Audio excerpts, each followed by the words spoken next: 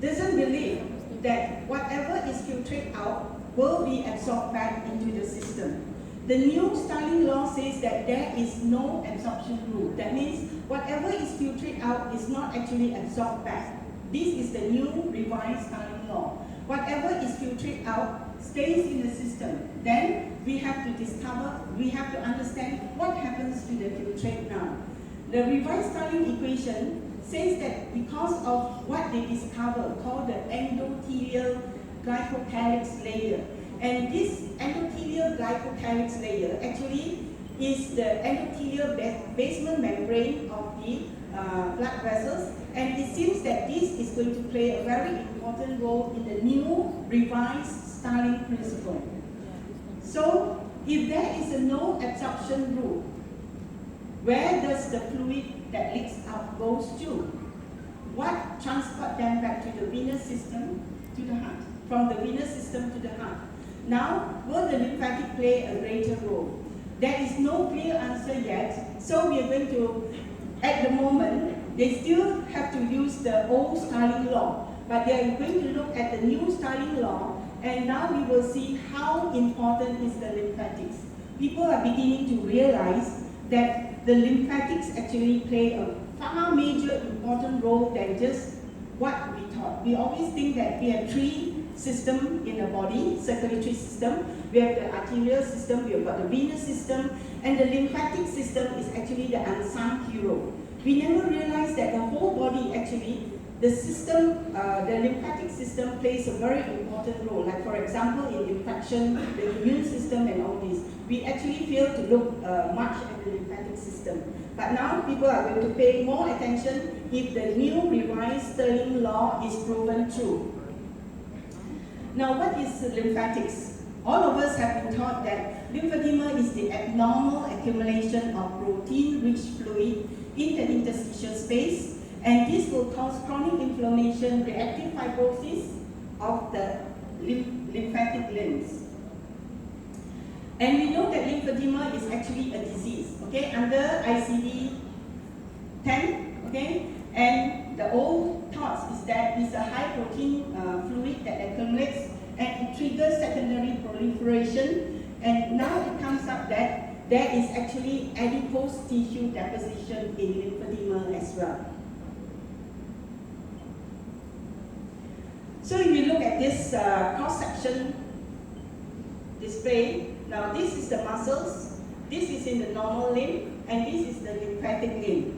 And they discovered that lymphedema is not just fluid. There is something more to just what we thought. We always think that it's chronic accumulation of chronic protein-rich fluid.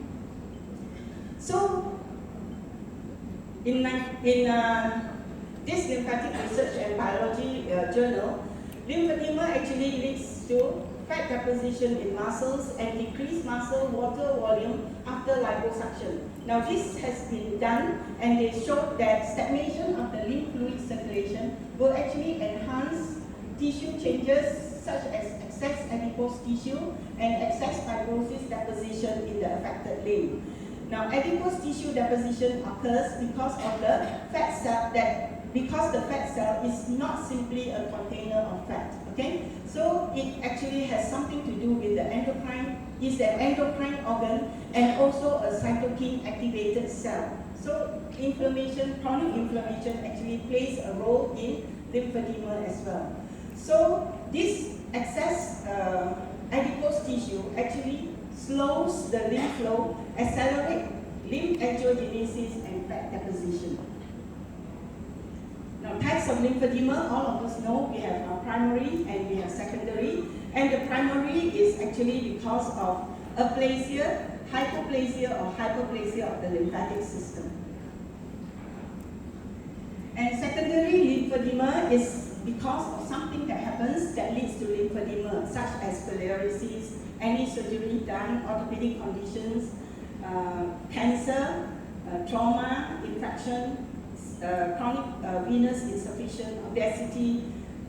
Nowadays, we are treating more and more of lymphedema due to obesity, okay? And it can be unknown, the cause. And we have cases actually which are self-induced lymphedema.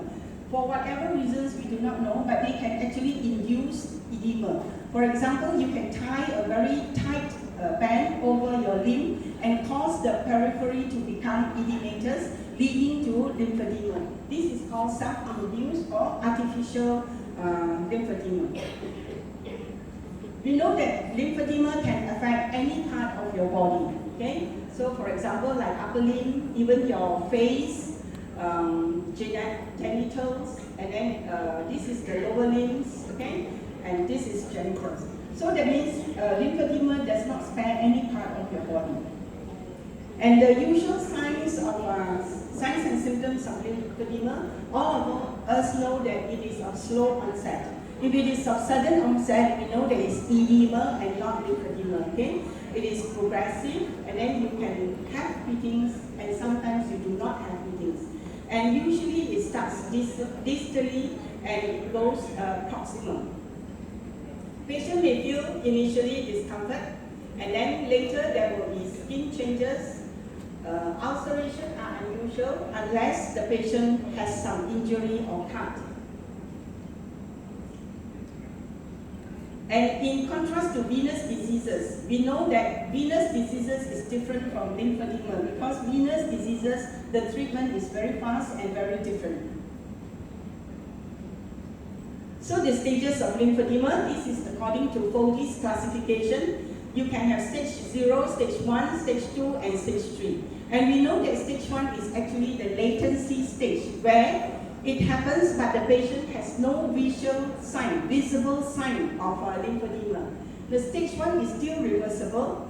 The stage 2 is spontaneously irreversible. That means you definitely have to do something on the long term, and it is for life, the management.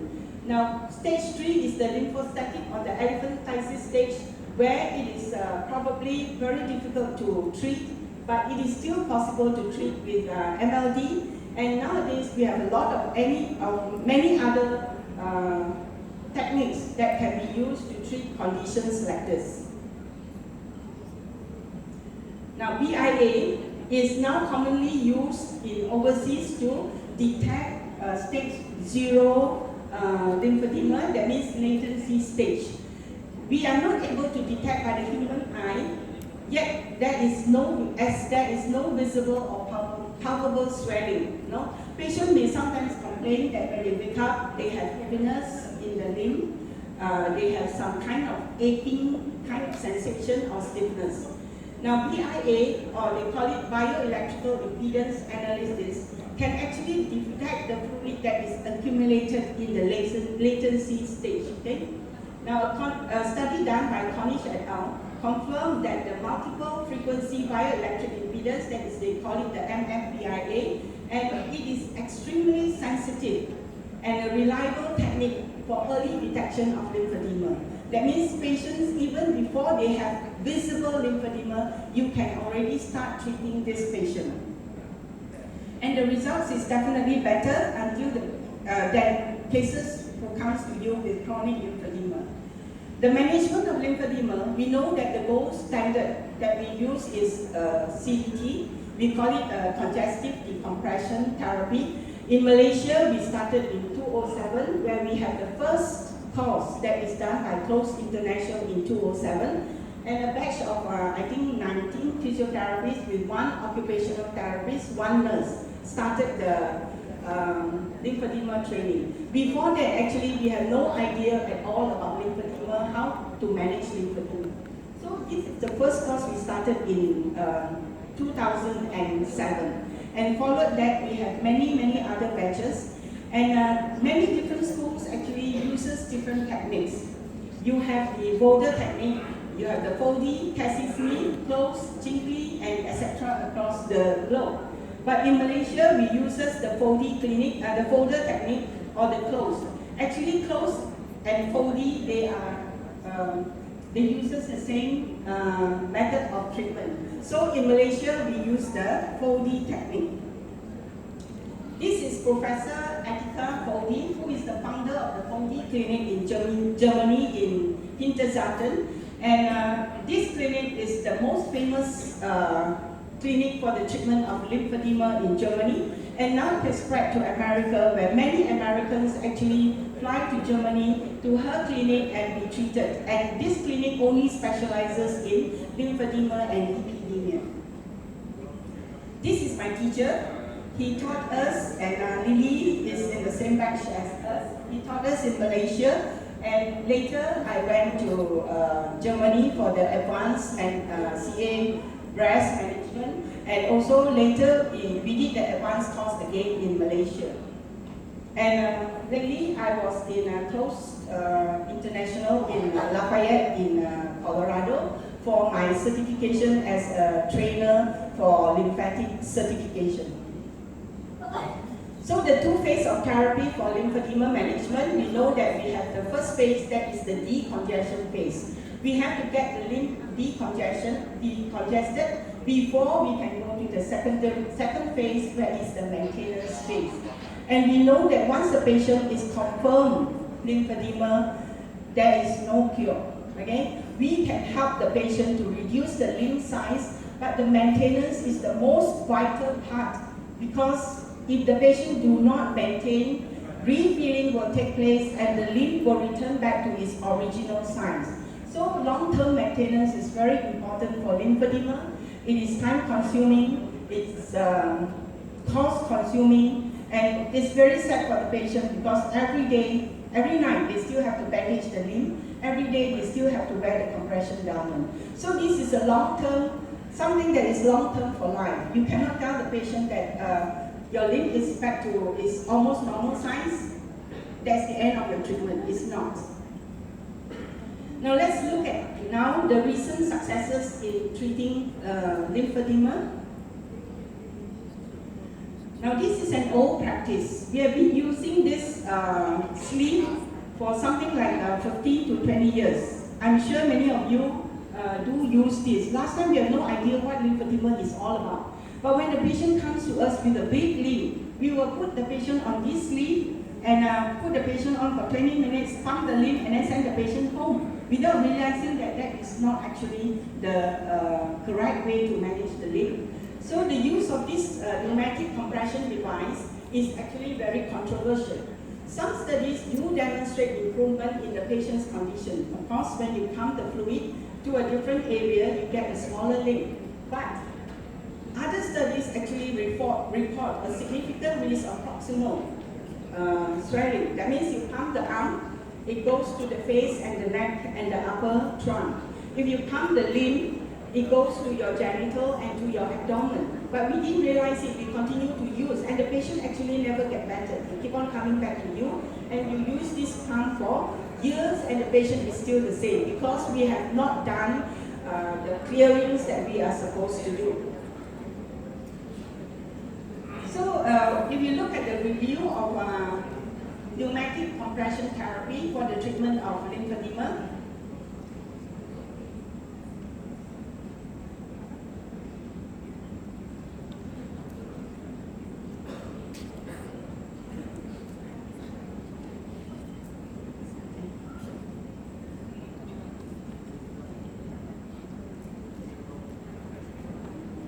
I'm not able to open. This is a review that is done, and this is a study that is done on all the pneumatic compression devices that is used, and the results of this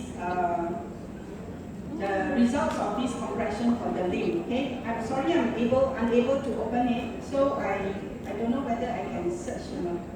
Is it possible to search? Okay, the conclusion of the review is found that there is significant evidence that PCD, that means a pneumatic compression device, therapy reduces lymph volume for both upper and lower extremity lymphedema. However, functional and quality of life benefits using PCD are not that significant.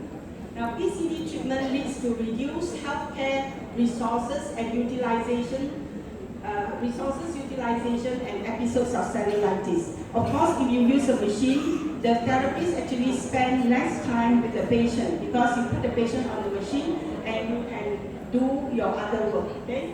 And finally, the conclusion is still there is uncertain whether PCD therapy can effectively replace or supplement CDT. That means there is still no evidence to say that you should stop the CDT and use only the machines. This is a review of the current surgical treatments for lymphedema, and it's a midline literature review of the techniques, the indications, and the outcome of surgical treatments of lymphedema using surgery. And some of the surgeries stated that has been popularly used are the vascularized lymph nodes transfer, lymphoedicovenous anastomosis, lymphatic liposuction, and lymphatics bypass. Now this is done a lot in US and in Germany. A lot of patients, and I have seen a few of the patients who have gone through this surgery. And the conclusion of this review is that with proper diagnosis and appropriate selection of procedure, the surgical techniques can be used to treat lymphedema safely and effectively, but you still have to combine with integrated lymphedema therapy. That means you cannot just do the surgery and leave the patient. The results is actually not good. But if you do the surgery and you combine with the traditional lymphedema management, the results were actually extremely good. So let us look at microsurgery. This is lymphatic vessel anastomosis. That means they will anastomose the lymphatic vessels to the vein, okay? And this can also be called lymphatic bypass. Okay, this is a summary of the surgical techniques for the treatment of lymphedema, and you find that some of the surgeries mentioned is graft transfer. That means the transfer of healthy vascularized tissue to bridge the obstructed area. The other one is lymph nodes transfer, which is done quite a lot in US. The other one is lymphovenous bypass connection of collecting lymphatics to the local veins. And then you have a lympholymphatic bypass, and then you have excisional techniques such as direct excision of lymphomatous tissue. Now this has been done even a long time ago. In Penang, I have seen one case of debulking, which results in the disfiguration of the patient's limb. Okay, and then you have liposuction, circumferential assisted excision of lymphomatous tissue. Now, liposuction has been done by plastic surgeon for many years. So they have come up with a new term. Actually, it is basically almost like liposuction. So the results, some of the results are actually not very good because this is something that is new. But there are something like the bypass actually is gaining momentum, and the results have been proven to be very good. Okay, and then this one, excision of lymphomatous limb, is actually used for like elephantiasis cases, and the best result is actually liposuction for the lymphomatous limb. Now, debulking is something that is very old and has been done many years ago. Okay, so the chronic lymphedema limb is actually they excise the lymphatic tissues up to left only what is in the muscles. Okay, so that they reduce the bulk through surgery. This is what the patient looks like post debulking. I'm sure Lily has seen some, right? So I have seen one in Penang who came with, but luckily only one thing.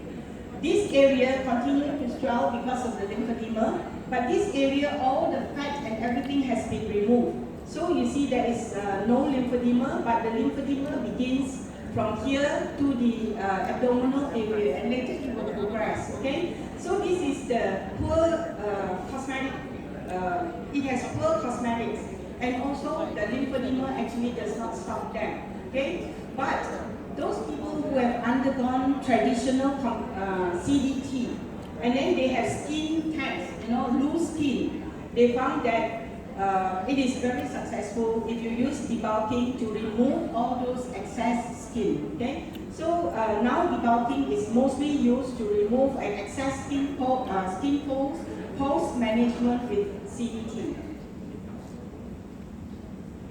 Okay, this is what we call suction-assisted protein lipectomy, SAPL. And this SAPL is actually, like I said, is liposuction. Okay, and it is used vastly throughout America and Germany. Okay, it was developed by Dr. Hacken. And it is used for non-eating chronic extremity. That means it's very chronic. Okay, but on condition, he says that on condition all his patients will have a lifelong follow-up with compression garment. If you do not use this post-liposuction, the lymph will return back to its original size. So they have to have an agreement with him before he start the SAPL, right? That means if you do not want to do this strict compression garments, he will not do the surgery for you because the result is going to go back to as it was before. So patients whose lymphedema limbs no longer respond to conservative treatment, like for example the compression therapy, they will be suitable candidates for the SAPL. And this specialized procedure allows very safe reduction of large amount of excess fat and protein present in chronic lymphedema. That's why the result has been proven to be very good. Okay, this is a 5-year study, prospective study of 105 patients. Okay, liposuction gives complete reduction of the arm lymphedema. That's why I said the main idea is still liposuction, even though they have given it a new name of SAPL. Okay, liposuction is an effective method for the treatment of chronic non-eating lymphedema resistant to conservative treatment. The volume reduction remains complete even 5 years later. This shows that this is one of the best ways to actually for chronic management of lymphedema. Now this is a case done during SAPL. Now this is the limb that is original. After the suction, immediately you can see the reduction of the limb in size. Okay. Now when this is reduced to this size, then very strict compression has to follow, and the maintenance will be for life. Okay, SAPL again. Even treatment for chronic fibrotic and sclerotic. Okay.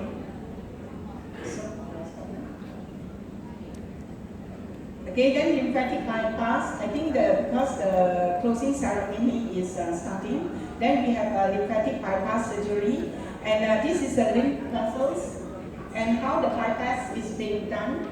Okay. And we study the lymph vessels using intercyanide green, which is a green dye, so they can actually detect where the restriction and after bypass, whether it's successful or not. And this is the lymph before the bypass surgery, and this is the lymph after bypass surgery. Then we have lymph nodes transfer. You can actually take a good lymph nodes and transfer it to the affected lymph nodes.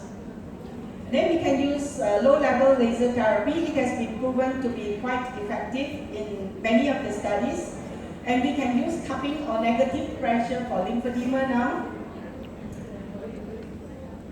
Okay, you have to live with it. That means lymphedema should never be said again, either by the therapists or the doctors. Because many of our patients tell us that the doctor tells them nothing can be done, you have to live with it. So now we know that evidence has shown to us that there is a way to manage lymphedema, and therefore we should not or never say this to the patient again. So evidence-based practice should be our practice. We must always follow what has been proven to be correct.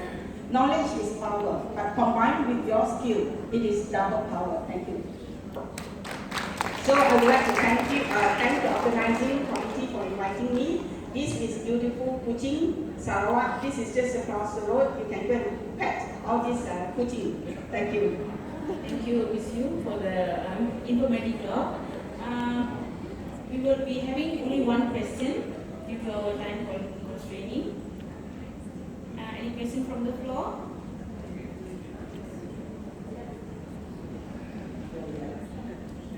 Okay, if it's no,